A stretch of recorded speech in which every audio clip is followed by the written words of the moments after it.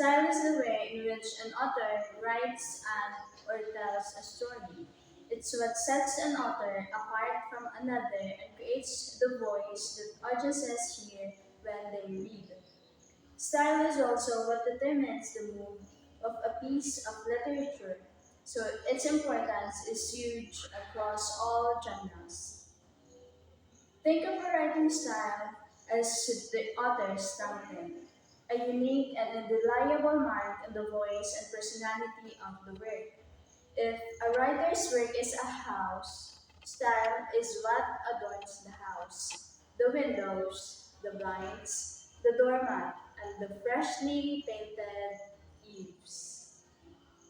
Rather than merely sharing information, style lets an author share his content in the way that he wants.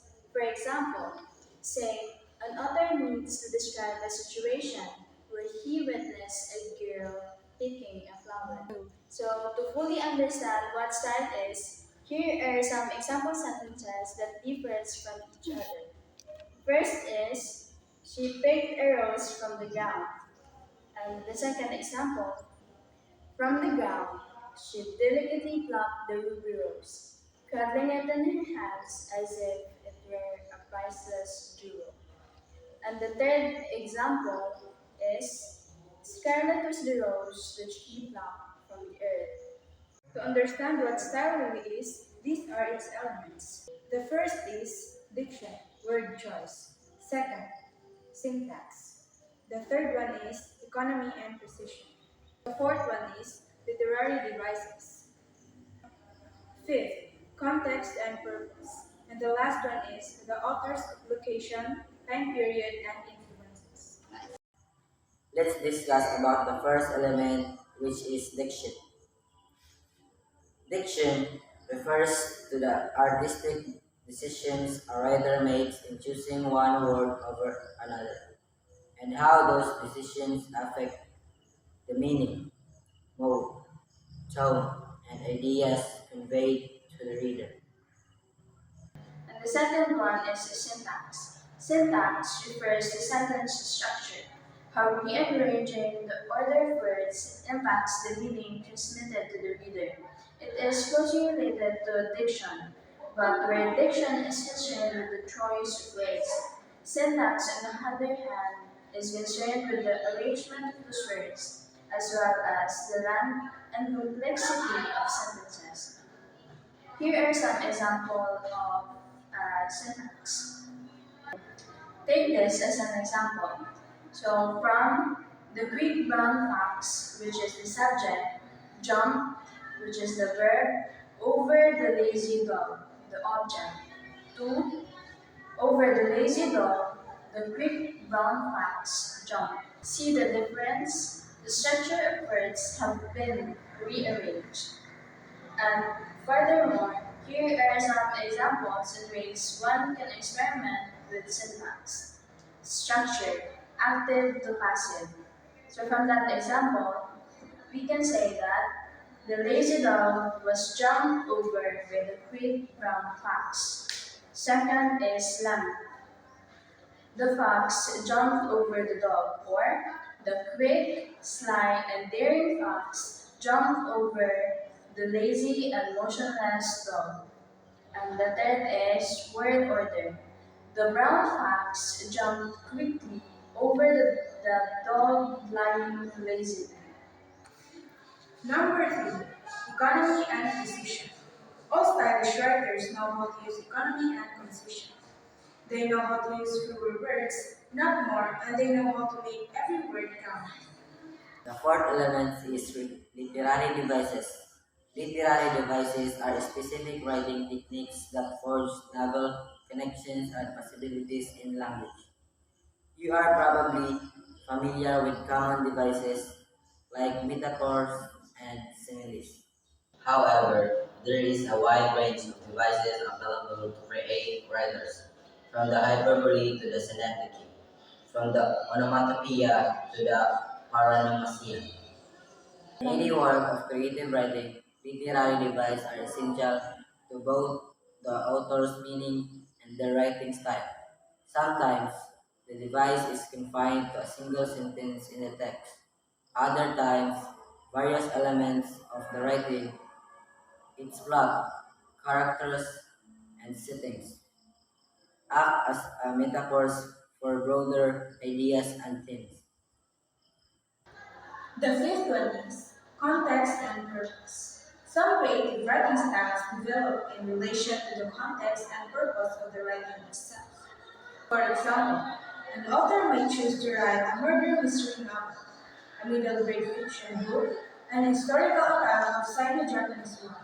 Each publication would have its own unique writing style because the writing serves a different purpose in each book, and the author would have to write towards different audiences. And the last one is the author's location, time period, and influences. For example, you know that the Victorian writers like Brontes, Charles Dickens, or Percy Shelley often wrote in elaborate and flowery language. By modern standards, Victorian writing styles might seem overwhelming, but that style was influenced by the era's appreciation for emotional intensity, as well as the tendency to pay writers per word. Here are the key parts that work together to make up a piece of literature's style. First is the tone, which refers to the mood of the story, the feeling or attitude a word creates. The second one is the narrator, the person telling the story and the point of view it is told in. The third one is grammar and the use of pronunciation. And the fourth and last one is creative devices like symbolism, allegory, metaphor, rhyme, and so on. Different types of writing style. First, narrative writing style. Second, descriptive writing style. Third, persuasive writing style. Fourth, expository writing style. And the last one is creative writing style. Narrative writing style. At its simplest, narrative is a synonym for storytelling. As such, narrative writing styles employ certain storytelling tactics to communicate a plot with characters, settings, and themes. These are the examples of narrative writing style are commonly used in the following. First, journalism. Second, fiction. Third, creative nonfiction. Fourth, narrative poetry. Fifth, legal writing. Sixth, philosophy. And the seventh, marketing and brand development. The second one is descriptive writing style. Descriptive writing style seeks to evoke sensory experiences. This type of writing concerns itself with the effective use of imagery, including non-visual forms of imagery like sounds, sights, tastes, smells, and kinesthetic and organic images. Descriptive writing styles are commonly used in the following fields. First one is in journalism, fiction, creative nonfiction, poetry, medical writing, marketing, and brand development. Third, persuasive writing style. Persuasive writing wants to change your mind. By employing logic, argumentation, and various rhetorical strategies, persuasive writers seek to convince you that their argument or interpretation prevails. Persuasive writing styles are commonly used in the following. First, journalism. Second, fiction. Third, creative nonfiction. Fourth, legal writing. Fifth, philosophy. Sixth, marketing. And the last one is research. Expository writing style. Expository writing wants to tell you about something as neutrally as possible.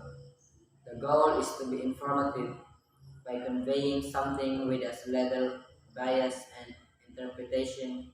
Expository writing styles stick to the facts. Do note that bias is universal. It is nearly impossible for any text to remove itself from bias completely. And these are the examples of expository writing styles are commonly used in the following. First, journalism. Second, fiction. Third, creative nonfiction. Fourth, philosophy. Fifth, research. And the seventh is legal writing.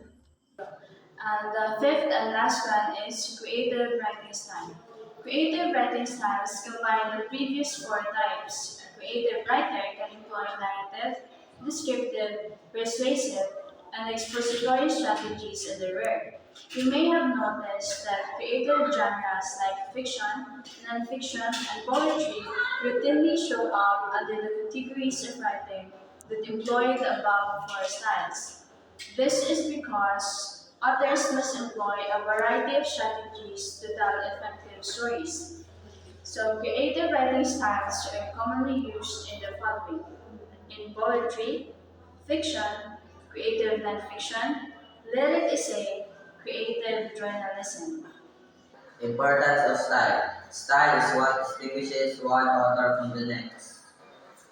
If everyone used the same style, it would be impossible for any writer or piece of literature to truly stand out. While style has a role in all types of literature, its roles in works of fiction it was discussed most often. That's because style is essential defining things for fiction authors. So stories have been and will be retold over and over. But it's an author's style that can make a work truly stand out and change the way a reader thinks about what literature. In fact, it's really impossible to imagine what literature would be like without any style. Exam- Examples of style in literature. Fairy tales are great examples of how the same story can be told in different ways. Since they have been retold over and over for centuries, the style of their telling changes from one speaker or author to the next. Examples of style in pop culture. The famous tragedy Romeo and Juliet is perhaps literature's most famous love story. However, since Shakespeare's works are difficult to read, people may write them off as boring.